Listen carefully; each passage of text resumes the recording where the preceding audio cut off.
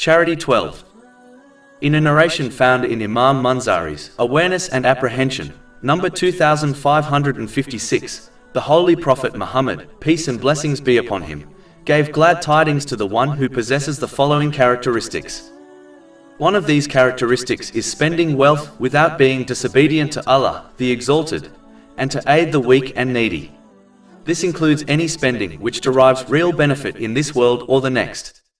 It includes spending on fulfilling one's needs and the needs of one's dependents without excessiveness, waste or extravagance. Spending in this way is in fact a righteous deed, according to a narration found in Sahih Bukhari, number 4006.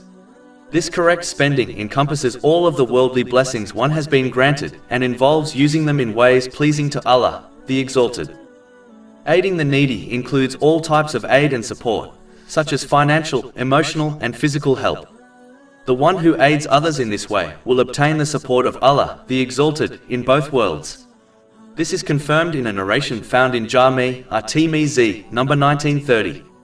The one who gains this cannot fail, as the help of Allah, the Exalted, overcomes all things.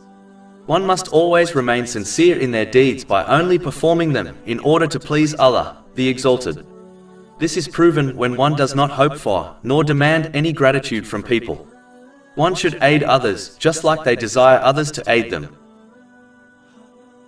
Over 400 free ebooks, audiobooks, infographics, podcasts and blogs available on our website, www.shakepod.com.